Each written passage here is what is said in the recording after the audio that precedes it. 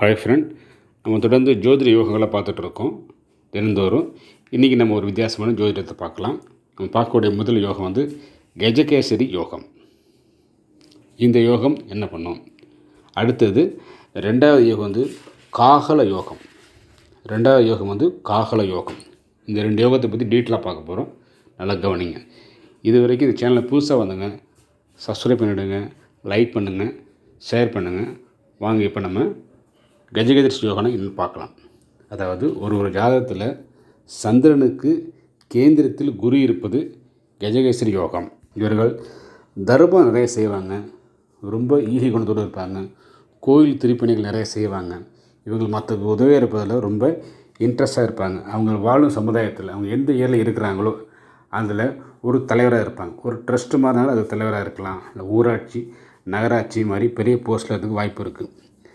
நீதி வழங்கும் அதிகாரி, அதாவது பெரிய போஸ்ட்லனா ஜட்ஜு மாதிரி இதில் இருப்பாங்க. இதாவது அவங்க ஏதாவது கோவில் திருப்பணியில் அதில் வந்து ஈடுபட வேலை பார்ப்பாங்க.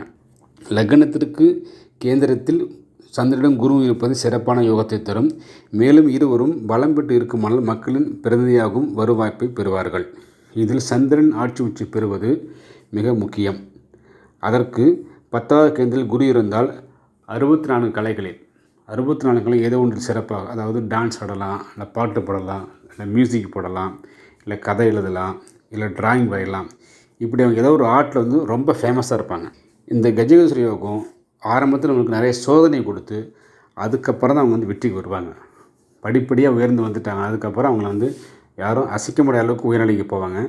அரசாங்க உயர் பதவி, அதாவது கிட்டத்தட்ட கலெக்டர், மினிஸ்டர் மாதிரி அதிகார செயலருக்கு, நீதித்துறை மாதிரி போஸ்ட்டில் வர்றதுக்கு நிறைய வாய்ப்புகள் இருக்குது. நீங்கள் உடனே உங்கள் ஜாதகத்தில் எடுத்து ஜஸ்ட் நான் சொன்ன மாதிரி பொறுமையாக பார்க்கலாம். லக்னத்துக்கு கேந்திரத்தில் 4, 7, 10 லக்னம், இதில் வந்து சந்திரன் குரு இருந்தால் அதற்கு பேர் வந்து கஜகேசரி யோகம். இப்போ நம்ம ரெண்டாவது பார்க்க போகிறது காகல யோகம்.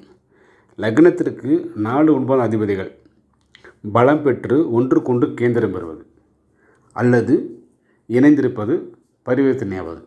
ஃபஸ்ட்டு பலம் பெற்றிருக்குதுன்னா, இப்போ லக்னத்துக்கு 4ஆம் அதிபதி, 9ஆம் அதிபதி, 4ஆம் இடத்து அதிபதிங்கிறது ஒரு கணக்கு இருக்குது. 1, 2, 3, 4. உதாரணத்துக்கு மேஷ லக்னம்னா மேஷம், ரிஷம், மிதுனம், கடகம். அப்போ கடகத்தோட அதிபதி என்ன? சந்திரன். அப்போ 4ஆம் அதிபதி. அதே மாதிரி 9ஆம் அதிபதி. இப்படின்னு பார்த்துட்டு அந்த 4, 9 வந்து பரிவர்த்தனை பெற்றிருக்கு அப்படின்னா ஒன்று கொண்டு இடம் மாறிக்கும். இடம் மாறிட்டுனா அதோட இடத்து பொருள், அதாவது செவ்வாய் வீட்டில் குருவும் குரு வீட்டில் செவ்வாய் இருந்ததுக்கு பேர் வந்து பரிவர்த்தம், இல்லைன்னா ஆட்சி பெற்றுக்கிறது. ஒன்றை ஒன்று பார்த்துக்கிறது. இப்படி இருந்தால் அந்த யோகத்துக்கு பேர் வந்து காகல யோகம். இது என்னென்னா அரசாங்கத்து உயர் பதவி. பர்டிகுலராக வந்து பெரிய போஸ்ட்னால் கலெக்டர் மாதிரி போஸ்ட்டில் வர்றதுக்கு நிறைய வாய்ப்புகள் இருக்குது. இதுபோல் சிறந்த ஜோதிட யோகங்களை நம்ம சேனலை தொடர்ந்து பார்த்தா தெரிஞ்சுக்கலாம். நீங்கள் லைக் பண்ணுங்கள், ஷேர் பண்ணுங்கள், சப்ஸ்கிரைப் பண்ணுங்கள். அந்த பெல் பட்டன் அமைக்க உங்களுக்கு நான் போட வீடியோ தொடர்ந்து உங்களுக்கு வரும். தேங்க்யூ.